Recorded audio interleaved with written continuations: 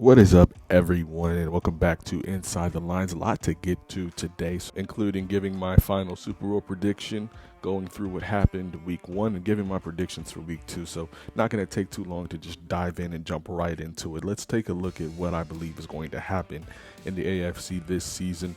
Now, mind you, I made these predictions sometime a week ago, pre-week one, and I just kind of wanted to speed through it before we get to what happened in week one. So let's get into it.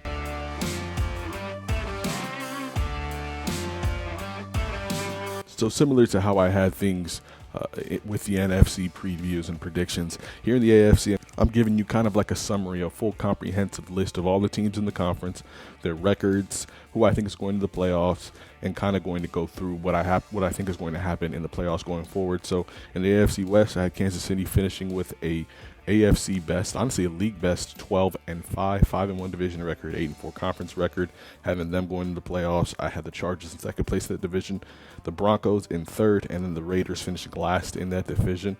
Next in the AFC North, I'll even say this, I want to kind of get, speed through this, but at the same time, I did want to kind of direct some things with the AFC North, right? At the end of the day, this was a division. Even though I'm very high on it, I can admit that there are weird vibes going into the season with each team in this division, whether it be the Browns, who have had struggles with the offensive line, in addition to not having all of their starters on the offensive side of the football, specifically as it pertains to their skill positions, whether it be Deshaun Watson, Amari Cooper, Jerry Jeudy, play in the preseason at all, right? And obviously, as we go through what happened week one, we're going to discuss the debacle that happened in Cleveland there.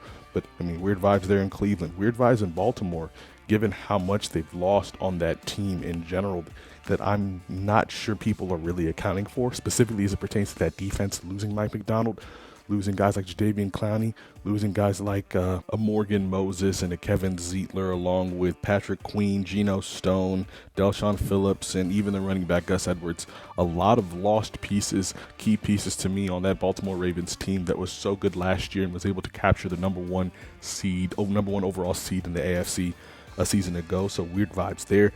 Weird vibes in Pittsburgh, kind of similar to Cleveland as it pertains to the quarterback, especially with the fact that they have two quarterbacks now.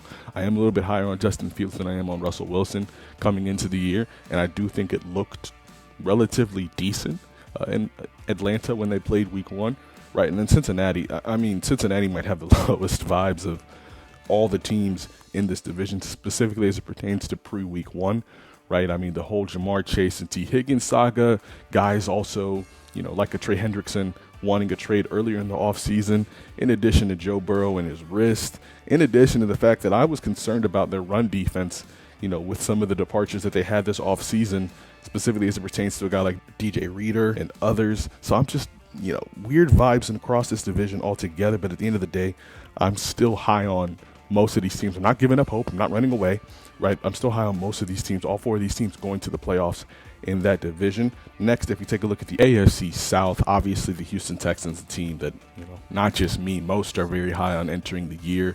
They had that nice win against Indy in week one. I actually thought they were going to lose that game in my predictions when I was going through the schedule game, and they were able to get that win in week one. I predicted they're having a 10-7 record, 3-3 in the division, 7-5 overall. 8-9 for the Colts, 8-9 for the rest of the teams in this division. I like what the Colts have done, and I think it's going to be a relatively fun season with Anthony Richardson. But however, I'm not super confident in how good that team really can be, because I'm not sure how good Anthony Richardson can be, right? So at the end of the day, I do have some questions as it pertains to Indianapolis. I have some questions as it pertains to Jacksonville. I've seen a lot of up and down with Jacksonville the past few years with Trevor Lawrence and co., but I remain optimistic. I remain reserved to change this opinion throughout the season. I do believe that they are still a very good team. They're not a pushover. They're a solid NFL team. I like what they have on the offensive side with Trevor Lawrence, along with Gabe Davis, Travis Etienne, Evan Ingram, amongst others. So, and I do like the rookie Brian Thomas Jr. as well. So definitely keep my eye on them. But I could see them potentially, finishing 8-9, along with the Tennessee Titans, right? Questions on them specifically as it pertains to how good Will Levis is, right? And the rest of the roster, how good can it be? Can it keep a pace with the rest of the teams in that conference? So That's my opinions on the AFC South. Moving on to the AFC East, we go, the final division that I wanted to cover in these predictions, right? Look, I'm high on the Jets. I've said it in other videos as well. This is a team I think is going to be really good this year. I know they lost that game in San Francisco. I expect them to lose that game. It's a tough ask for Aaron Rodgers to go into Levi's and take that game. I was surprised at how bad the defense looked. But we'll get to that. I expect the Jets to finish #1 in that division. I expect the Bills to finish also second in that division. I'm not sure if that's going to be good enough for them to make the playoffs, though I don't believe it will be. The Dolphins at 9-8 and the Patriots at 4-13 in that division. And now we take a look at how I think the playoffs themselves will shake out. Since I had the Browns finishing first in the AFC North, I had them with the second seed. I had all 4 teams in the AFC North going to the playoffs, so I had them finishing with the second seed, which means it would play the last place Bengals, or the last playoff seed Bengals, and I do think Cleveland has had a lot of success against Cincy. Expect them to move on. Now look, I'll preface this by saying I know this is definitely predictions that were made pre-week 1, right? I mean, the Browns they did not look good, and we're definitely going to address how bad they looked as we go through the games that happened in week 1, right? But I'm not one that's going to just panic and abandon my predictions. I'm going to give it 3 to 4 weeks, specifically as it pertains to the quarterback, because their defense to me wasn't all that terrible. The offense was abysmal, and we're going to get to that. But at the same time, I'm not backing off any of these predictions just yet. It's just been 1 week, right? A lot of weird stuff happens week 1. So continuing with the predictions, I expect the Browns to beat the Bengals after that. I expect the Jets to beat the Steelers in the playoffs as well. And I expect the Texans to beat the Baltimore Ravens, because at the end of the day, I believe the Ravens, having that second best record, will finish in the first wild card spot. The Bengals, the Steelers with the second, and the Bengals with the third. So I expect the Browns, Jets, and Texans to move on. I expect the Texans to lose to the Kansas City Chiefs in the divisional, the Browns to beat the Jets in the divisional, and then I expect the Browns and the Chiefs to play in the conference championship, in which I have Kansas City moving on to the Super Bowl. And finally, my Super Bowl pick, right? My Super Bowl pick being Kansas City versus Detroit. I think Detroit is going to take it. I think Detroit's going to get this Super Bowl, and that will be how the 2024 season wraps up. So those are my predictions. That's how I think the season is going to go. Let's move on to what we saw in week 1. So we start week 1 in Kansas City, right? First game of the season, first game of the 2024 campaign. The Kansas City Chiefs were able to take a very, very nail-biting, narrow victory against the Baltimore Ravens, and obviously 2027. It was close because of how the game ended, right? That game ended with Isaiah Likely catching the touchdown pass out of bounds, foot on the line, right? It was ruled a touchdown initially, but out of bounds, toe on the line, and it ended up, I think that was 4th down, and they ended up turning the ball over on downs, which was how Kansas City was able to win. Oh, no, I think the time expired, actually. I apologize for either way. Kansas City was able to win 20-27, right? And Lamar Jackson had a solid outing, right? 26 for 41, 273 passing yards, 122 rushing yards, a 90.8 passer rating with a touchdown. Patrick Mahomes, 20 for 28, 291 passing yards, almost 300, a touchdown, a pick, and a 101.9 passer rating. So very solid week 1 outing for Kansas City. Not concerned about Baltimore. This is a really good team that they played in Kansas City. I'm expecting big things. I expect them to be the best team in the AFC this season, so nothing to be concerned about there. Moving on to Philly and Green Bay. This is another very solid game to watch. It was back and forth, nip and tuck for some time. Played in Brazil, right? A lot of opinions, if you will, on whether or not that was entirely necessary, but still, nonetheless, a fun game to watch, in which the Packers went down to the Eagles. They lost 29-34. Not only lost the game, lost Jordan Love. Jordan Love will be out for the next, I think they said 4 to 6 weeks with an MCL sprain. So a loss there, not only on the field, but even to a degree off the field, losing their quarterback. Definitely not what you want to see if you're Green Bay. Love was all right, had an 83 passer rating, 17 for 34, 260 yards, 2 touchdowns, and a pick. Jalen Hurts, on the other hand, had 20 for 34, 278 passing yards, 33 rushing yards on 13 attempts, an 80 passer rating.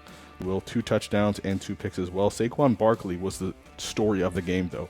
24 attempts, 109 yards rushing, including 2 touchdowns as well. So the Eagles looked impressive. The Packers have some questions at quarterback, most likely starting Malik Willis this week as well. So overall solid game. Moving on to the next game, first game in the Sunday slate, we had Justin Fields and the Pittsburgh Steelers going to Atlanta to play the Atlanta Falcons and Kirk Cousins. And Fields had a solid outing, right? 156 passing yards. You're going to notice here, specifically on the Sunday slate, lower than 200 passing yards for a lot of these quarterbacks. There's been an interesting discussion on, how far ahead the defenses have been to start the season, to say the least. But taking a look at this game specifically, Fields, 73% completion percentage, 91.9 passer rating, wasn't terrible. 54 yards, 14 attempts, no touchdowns thrown, no interceptions thrown as well. So a nice sign for the Pittsburgh Steelers. The Falcons, on the other hand, Kirk Cousins did not look as crisp as he normally does. Some questions about whether or not that Achilles is totally healed. He looked a little slow, appeared to be grimacing at times when trying to execute a play action and on some throws as well. Was not the most impressive outing for him. Had a touchdown and 2 interceptions. Moving on to the Arizona-Buffalo game, a game that was also very competitive, right back and forth, a nice game. Arizona had the lead starting the game. Josh Allen himself fumbled the ball in the first quarter that helped Arizona take a 10-0 lead. They eventually rallied and were able to come back and win 34-28. Kyler Murray, solid outing, right? 91.1 passer rating, 21 of 31, 162 passing yards, 57 rushing yards on 5 attempts, and a touchdown. Josh Allen doing what he normally does, 18 for 23, 232 passing yards, 39 rushing yards on 9 attempts, a 130.7 passer rating, 2 touchdowns, 4 touchdowns altogether, 2 passing, 2 rushing. Solid outing. Not worried about the Cardinals. I did think they'd win this game, but nonetheless, I do expect them to have a solid season overall. Moving on to Tennessee and Chicago. Look, very weird and wacky game to watch, right? A lot of interesting things happened in this game as Caleb Williams made his rookie debut. He was 14 for 29, 93 passing yards, 15 rushing yards on 5 attempts. Not an impressive outing for Caleb this first game out. He took 2 sacks for 29 yards, kind of tried to make a big play in one of those sacks that he had made a numerous amount of times in college, where he kind of kept retreating, and it ended up being a sack for a big loss. Right, I wasn't super impressed with what I'd seen from Caleb in this first game. Will Levis, on the other hand, also not super impressive. I'm expecting big things with Will Levis, both these quarterbacks, let me be honest with you. I expect them to, do a better job of leading their teams than they showed in this particular game. Will Levis himself was 19 of 32, passing the ball, 127 passing yards, 52.5 passer rating, 36 rush yards on 4 attempts, a touchdown and 2 picks. Not what you want to see from Will Levis. One of those picks was a pick 6 that eventually ended up costing them the game. So, not a great outing from both these quarterbacks, but Chicago was able to steal the win. Next, going to Cincinnati, an interesting game in this one. The Bengals went down 10-16. And, watching this game, the biggest takeaway for me in terms of, I'm watching it was just week 1, but I'm watching it in terms of maybe panic. Because, Joe Burrow, he wasn't bad, right? He was 21 for 29, a 72.4% completion percentage, 164 yards, 15 rushing yards on 4 attempts, 86 passer rating, took 3 sacks as well. But like I said, the most concerning thing was Cincinnati's inability to stop the run. Look at Ramondre Stevenson's stats here. 25 attempts and 120 yards. Like I said, it's week 1. A lot of different things can happen. I'm not going to read too much into it. But if they continue to not be able to stop the run, right, then it's going to be very hard for them to win games. Overall, disappointing result for Cincinnati as they went down to New England, one of the teams that people project to be one of the worst teams in the league this season. So, the weird vibes from the AFC North to this point, unless you're Pittsburgh, haven't been the greatest. Moving on to the AFC South, the Colts played host to the Houston Texans. CJ Stroud looked, to me, he looked very good. Watching this game on Red Zone, watching it in its entirety, I was very impressed. There were a couple throws that he made that I'm just like, wow, like his ability, his accuracy in tight windows, it's so impressive, right? So he was 24 for 32, 234 passing yards, 115.9 passer rating, 2 touchdowns. Joe Mixon, get this, 30 attempts, 159 yards. Another stellar debut on the ground for another running back here. Indianapolis, on the other hand, yes, Anthony Richardson had 212 passing yards, but at the same time, he was 9 for 19. I mean, that's almost equated to an NBA field goal percentage, 47.1 completion percentage. Not where you want to be, needs to complete a few more passes. Did a solid job on the ground, 56 rush yards on 6 attempts, 101.2 passer rating, 2 touchdowns, and an interception. Moving on to Miami, a very close game. Jacksonville led this game for most of the way. Trevor Lawrence looked solid in this outing, in my opinion. But at the end of the day, Travis Etienne fumbled in the end zone against Miami, which Miami then turned into points. They were able to eventually take the lead and win by a field goal in week 1. Next, we have the Carolina Panthers. Look, I said the Panthers will have a decent season this year. That first game shook my faith to the core, right? It was not good. It was not good. They looked bad.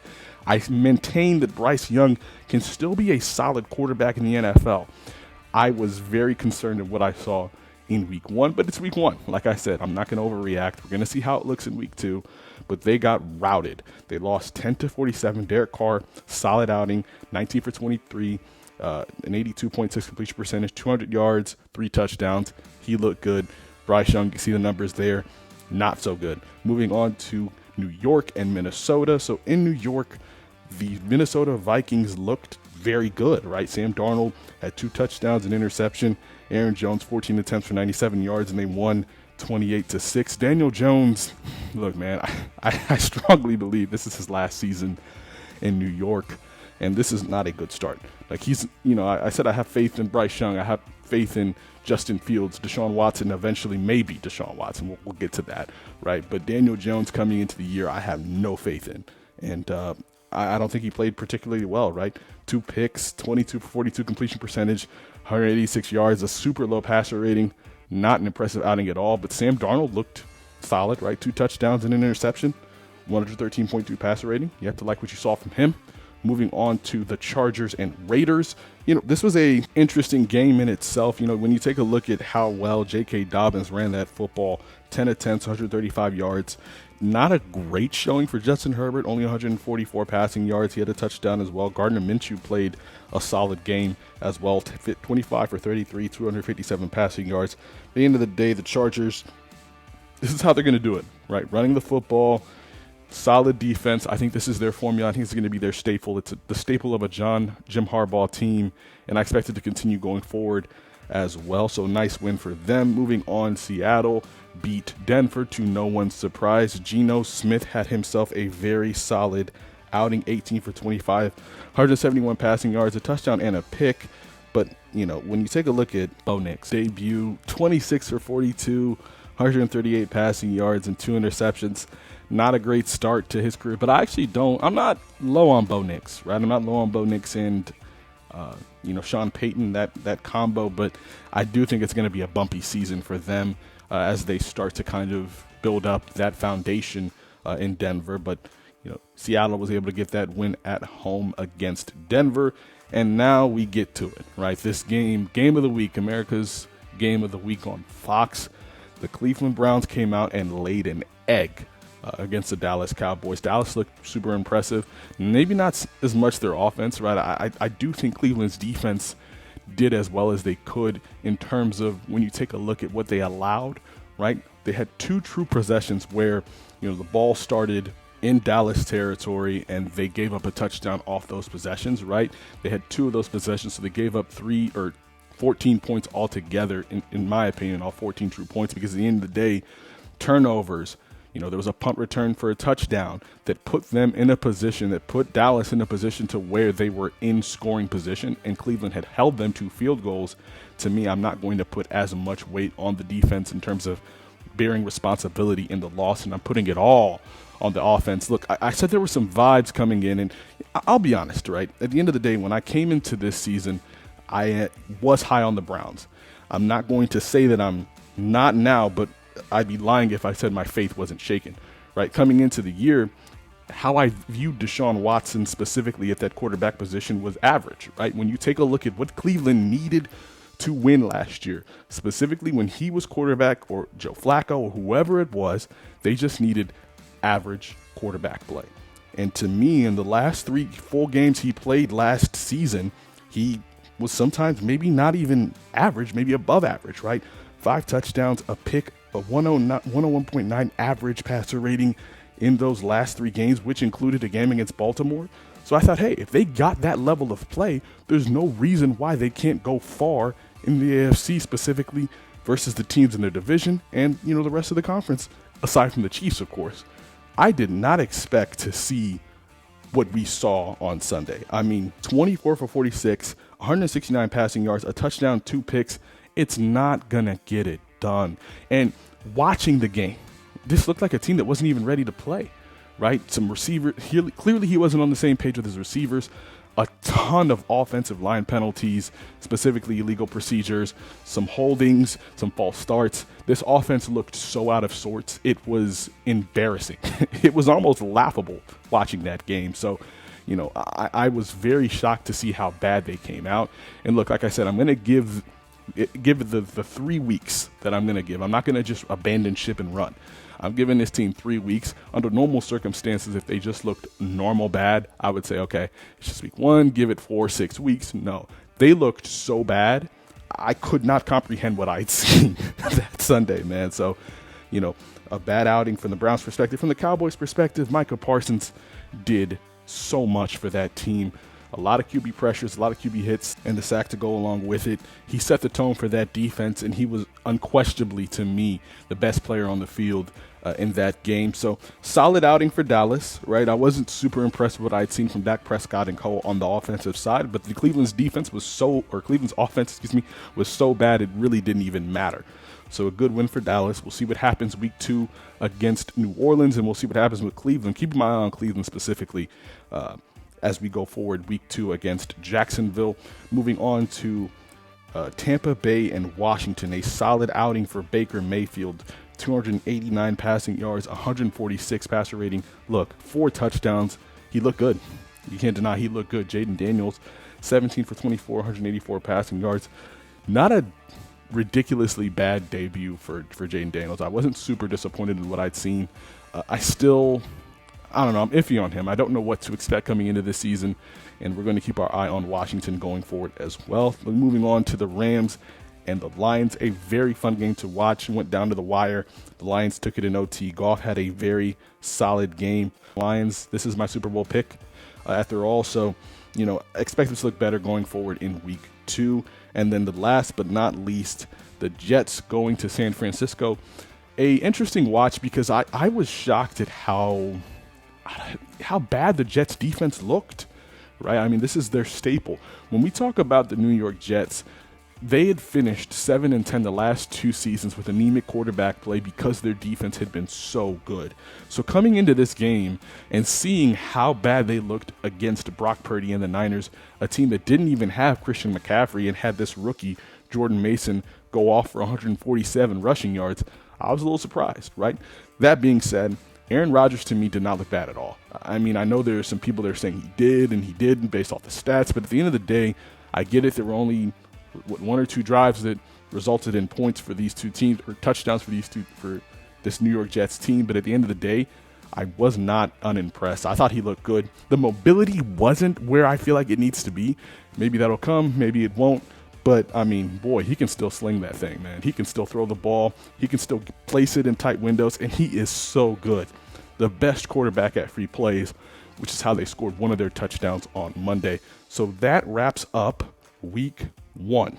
We are now turning the page to week 2. And week 2 did start a couple of nights ago as Miami played host to the Buffalo Bills, a game that was kind of ugly from start to finish, right? I mean, we take a look at how Buffalo dominated that game from beginning to end. It was a wire-to-wire victory. Let's not say wire-to-wire. Miami did tie it with a touchdown later in the first quarter, but it was very much controlled by Buffalo. Josh Allen had himself a solid game, but I think the story of the game was James Cook, right? James Cook, who had 11 attempts, 78 yards, 2 touchdowns, 3 touchdowns overall, got the one receiving touchdown from Josh Allen. Josh Allen's only passing touchdown of the day. He did a great job of dominating this game. And then on top of that, taking a look at Buffalo's defense, in addition to kind of how Tua looked, and obviously we'll get to Tua and the injury concern with this being his third known concussion. But I think when you take a look at how the Buffalo Bills defense was able to kind of force Tua into some errors based off trying to disrupt his rhythm and timing, it was truly a masterclass from Buffalo on all three facets of the game from start to finish. So very solid win for Buffalo. Now, addressing injury concerns with Tua. Look, this is his third known concussion in the past couple of seasons, right? He had a very healthy season last year, but there has to be some level of concern with Tua, specifically with the organization, but more so with him as a person, right? Quality of life after his career, because a couple of the concussions that he sustained were super scary, right? In which he was kind of almost seizing, with his hands and his fingers and extremities. It wasn't a pretty sight. So, look, I'm not going to try and tell somebody how to run their career, but I do hope for Tua's sake that he's really prioritizing his specific health more so than anything in making a decision about his future, right? And I wish him the speediest recovery possible. So Jacksonville, they are the next game. They play host to the Cleveland Browns. The Browns better win, right? I mean, I think this is a game where it's not because, you're rooting for a team or whatever the case may be, but I think they better win because of how bad that showing is. But at the same time, Jacksonville, they kind of better win too. They can't go 0-2. The stats don't favor teams going 0-2 in the first two games of the season. The odds don't look good for playoff appearances if you go 0-2. But that being said, I do think Cleveland wins. I think their offense looks considerably better. I trust their defense a lot. And I think their offense, if they can put forth just the average effort that I expected coming into the year, and their defense does what it needs to do against this Jacksonville offense, I like Cleveland's chances. Baltimore, easy. I expect them to beat Las Vegas. I don't think I really need to give a reasoning there, right? I expect the Chargers to win. This is an interesting one because in my schedule game, I had the Panthers winning this game, and I'm torn, right? Because Bryce Young did not look very good. That whole offense, that team, I think there was another key injury. I don't remember at the top of my head what it was on that defense. I think it was Derek Brown, if I'm not mistaken. They lost him as well. Vibes out of Carolina, they're not great. And on top of that, they are a team that's almost honestly looking to finish at the bottom. So I don't want to back off my prediction of them going 7-10, but it's starting to look that way. But we'll see how that goes going forward. Dallas, I expect to beat New Orleans in Dallas. First game of the season in Jerry World. I expect it to go particularly well for them. Although the Saints did look very good against Carolina, but I mean, it was against Carolina, so we'll see if, that makes how much that matters going forward. I expect Detroit to take the game against Tampa. I expect Indianapolis to take advantage of Jordan Love not being the starter to beat Green Bay in Green Bay. I expect San Francisco, of course, to beat Minnesota. I expect the Seahawks to start 2-0, beating New England. I think New England took advantage of a bad Cincinnati run defense, in addition to the fact that it's the first game of the year. Like I said, weird stuff happens, so I expect Seattle to win that. I expect the Jets to go down to Nashville and win. I expect the Commanders to beat the Giants, not because I believe the Commanders are a particularly good team, but it's because I believe the New York Giants are actually worse than I anticipated. I expected the Giants' defense to at least help them amount to some wins, especially in the week 1 matchup against Minnesota, but I was very disappointed in how they looked as well.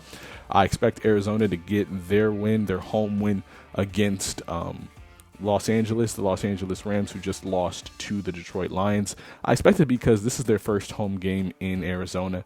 I do like what Arizona did in that week 1 matchup. Their defense definitely has to be better, but I like Kyler Murray, how he looked.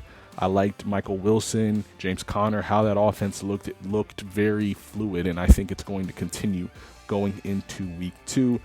I had Cincinnati actually winning this game in my preseason schedule game. This was interesting. This was a tough one for me. That run defense and how bad it looked really, really scarred me in terms of picking Cincinnati for this game. But at the end of the day, right, I just think Patrick Mahomes, with how good he looked in that first game, how good Xavier Worthy looked, how bad that running defense looked for Cincinnati, I'm not super high on their chances. I think Kansas City takes this game in week 2. I think the Steelers take this game in week 2 against the Broncos as well, to no one's surprise. Sunday Night Football, right? I expect the Houston Texans to almost soundly beat this Chicago Bears team. I wasn't super impressed with how their offense looked and their defense. Look, Will Levis had a very solid first half and didn't end up playing as well in the second half. I'm just kind of imagining what a quarterback like CJ Stroud is going to look like against that defense. So higher on that. I think that the Texans will win in week 2. And then last but not least, on Monday Night Football, I think the Eagles will take it against the Falcons. Kirk Cousins hasn't had a huge history of success against that Philadelphia secondary, in addition to the fact that I think Philadelphia's offense looked really good in week 1. So those are my week 2 predictions. Look, I'm going to try and hold myself accountable, right? One of the reasons I started this channel is because I feel as though a lot of these analysts on TV, as it pertains to when they make their predictions, are not held accountable specifically in terms of how right or wrong their predictions are. So I'm going to hold myself accountable, right? And I'm going to give a record week to week based off how I think these games shook out. How many games did I get right? How many did I get wrong? And kind of more so evaluate each game by game basis and take a look at maybe why I was right or why I had a good feeling and why there was some confirmation how teams may or may not have looked and why I was wrong, right, in games that didn't go the way I thought they were going to go. But that does it for this edition of Inside the Lines. Look, leave a comment, like, subscribe. One of the things that I love doing just in general is talking ball, whether that's with this video in the NFL, whether it's with the NBA coming back here soon. Leave a comment. Let's get into the comments. Let's discuss why I'm wrong. Let's keep it cool. Let's keep it simple. But at the same time, leave a comment, like, subscribe, and we will see you next time. But until next time, we hope you keep it inside the lines.